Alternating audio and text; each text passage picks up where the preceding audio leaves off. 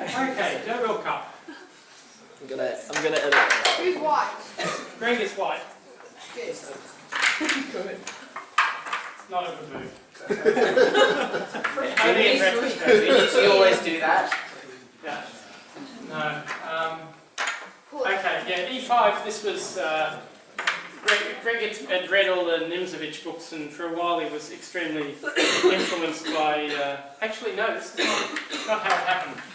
I in fact played C5 here, hoping for D5, and then he switched with C3, and I found myself getting into a French defence that I hadn't really intended to be in. So knight here, and bishop d7, and now instead of bishop e2 or bishop d3, he just took on c5, which is not considered anything dangerous at all, but Greg had a strange but reasonable idea. b4, bishop d3, and he's just trying to set up an attacking position on the king side. He's going to make it very hard for me to castle, because as soon as I castle around here, he's going to have bishop takes h7 check. Actually, here, I didn't castle for a while, that's right. He threw bishop g5 at me. It's just annoying. I mean, I can play h6 and g5, but then I won't have anywhere to put my king. So I move the queen instead. But now his knight's going to come in on b5 if I'm not careful. He started with queen here to guard that pawn. Knight g6. He has to take it, otherwise I win that. I think I took back with the h pawn. And castles. And here I came up with a pretty sad plan, actually.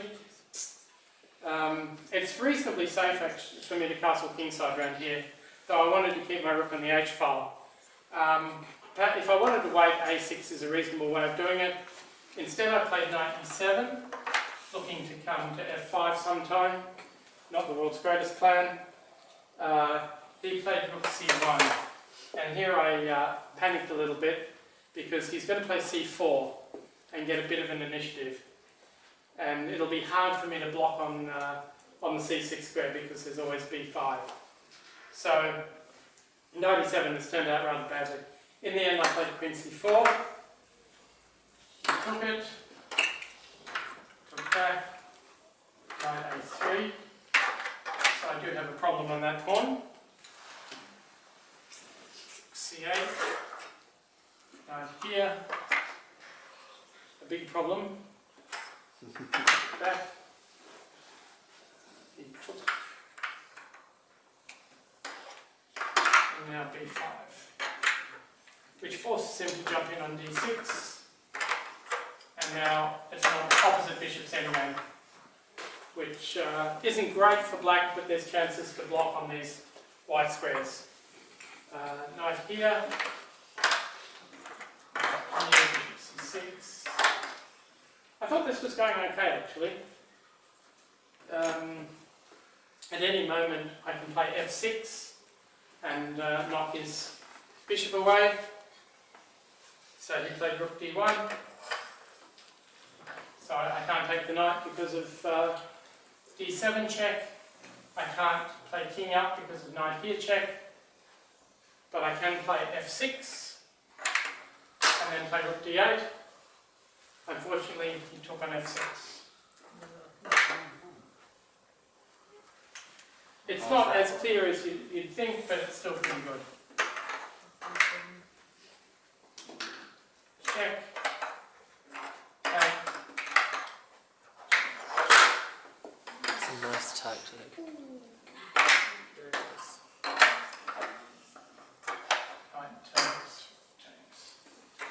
So the net result of this is he's picked up a pawn. And my pawns aren't fantastic, but my king is better than his. So it's not easy to win this at all for white. I started with knight c5. And rook d7, well, perhaps I should have allowed that to happen. But the problem is rook check. If I go here, he has knight e4 check. So in the end I played rook d8, giving up a second pawn. So take, check, here, check. This would be quite easy for white if he didn't have back rank mate problems, but as it is, it's not so easy for him to both guard the queen side and protect the mate threats. So here, which threatens check. He went check anyway. I think. No, he didn't. He went g3. Now threatening rook check. So I drop back, hoping for rook here, rook takes knight. Value the default for that one.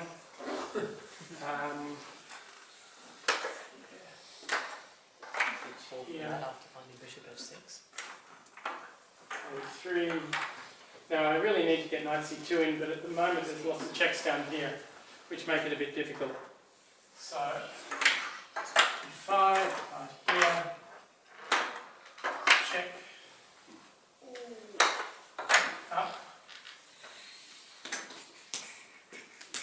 knight d5.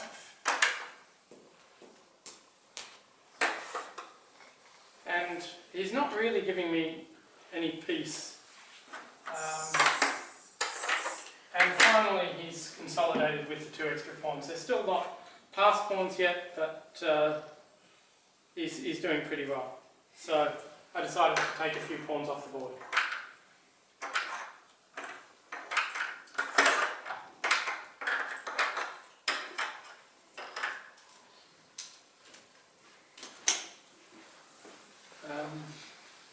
Now he could play knight b4, because if I swap and play rook here, he can play rook b4, that should be winning.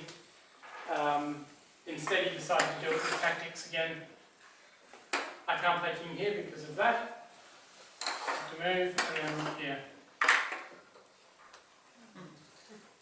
Which is a bit annoying, but it's not over yet.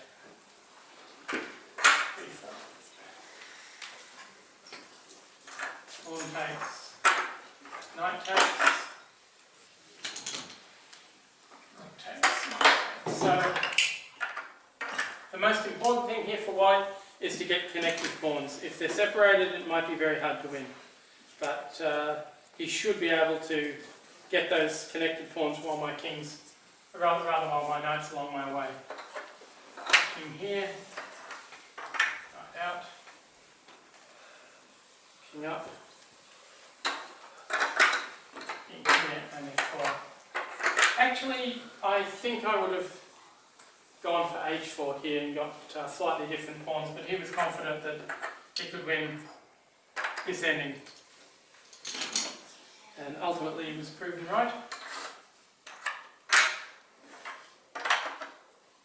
So it's just a little bit difficult to get those pawns moving, but he just has to reposition things.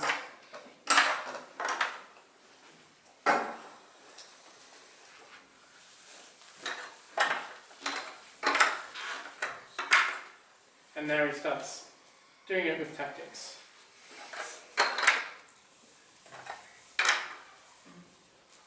So if I take, he's just running his pawns through.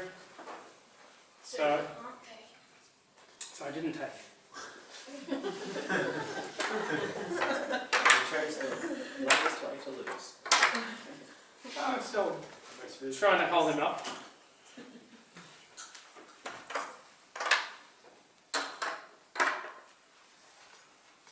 So the idea is to get across here and give the knight up for the g-pawn, but it's not going to happen.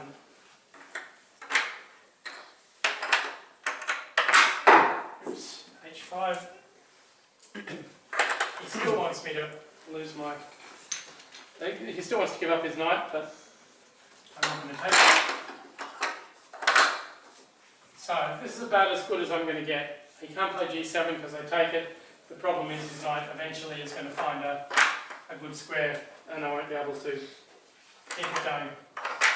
So again, if he pushes, I have a check, but keeps not falling for anything.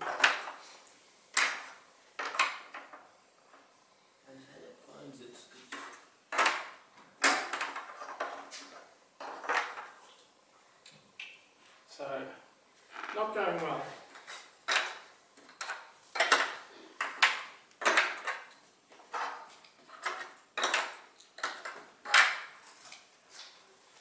You might say, why not resign? And I finally agreed. So, yes, that was, I was always sort of vaguely hanging in, but always a bit worse, and his technique was quite good in the ending, and very good early in the ending, so it was a game where I never really felt like I had much of a chance. But yeah, Greg only occasionally looked that sort of really determined to win. He did have a more relaxed sort of attitude to the game quite often, partly I guess because he really was playing for aesthetics as well as for results, so sometimes his results were not as good as they should have been because of his search for something really pretty. I think there's other players, Elena and Jack, sort of know that feeling where you try and play a really nice game, but unfortunately when it doesn't work, it really doesn't look good. Yep. And yeah, so Greg had that, but of course he didn't have it that often. And his contribution to the openings was pretty significant. The sidelines of the Sicilian, he investigated quite a lot of them and turned them into real weapons. With black, he struggled a little bit more to find good weapons. His French defence was probably the main one, but didn't do as well. I mean, most of the games I've been showing, he's been white. That was certainly where it was more dangerous. So, anyone else who knew Greg?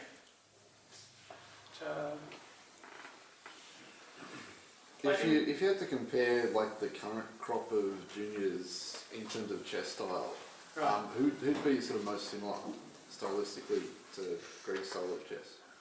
Well, there hasn't really been a player who studied Nimzovich and rook endings in the modern era. I mean, they used to say that Zhao Zhongwan was the new Johansson and Smurden was the new Rogers because the sort of styles were similar, but you really didn't get a Hjorth. You don't have a really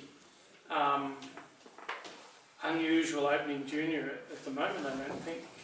None of the top ones anyway. My openings seem quite unusual. But the difference is I don't win. Yeah, it also wins a lot of games. So, yeah, I think it's really hard. There are certain players that are very hard to replicate. That's what happens in And in a way, when you were playing Greg, sometimes you didn't really know what he was going for. But at the end, you usually had a better idea. And there's a few players like that.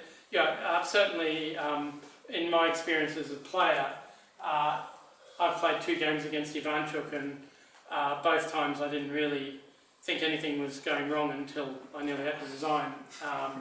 It was, and you sometimes got that. I had one game against Greg from Melbourne at the Melbourne Chess Club Championship where I was cruising along thinking it's boring, it's going to be a draw, and then I just lost bulk material and I was a late resigner. No, you can't. I was a late resigner in those days, so I hung on a bit. But there isn't a player vaguely similar. Well, you like to give away pawns, don't you? Yeah, but yeah. I lose often though. That's the problem. Yeah. But Greg was very inconsistent as a junior.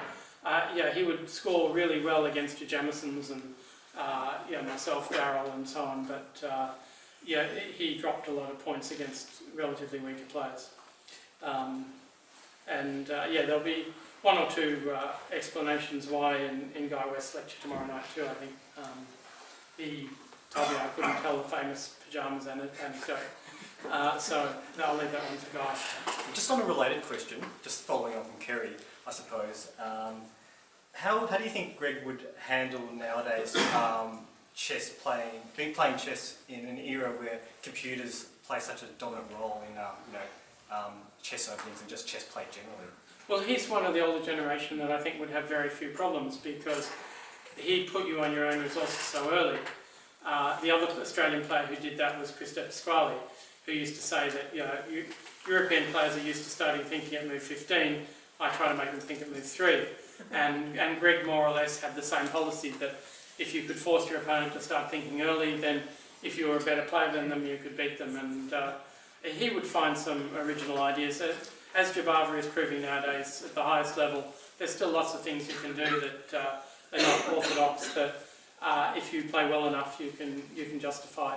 So I think he did do absolutely fine in the modern era. The difficulty is, of course, that he only in a very short period of, say, 3 years was he really very serious about moving to a really high level. So again, it would have to be a different life where he rejected by, say, UCLA and had to become a chess player, and then we'd really see how good he was, because as I said, he was distracted by mathematics, and unfortunately, so we really didn't get to see as many great Hjorth games as perhaps we might have. A lot of people get distracted by real life. It's terrible. Okay then, well, thanks for coming along, and I hope you come to guys tomorrow night.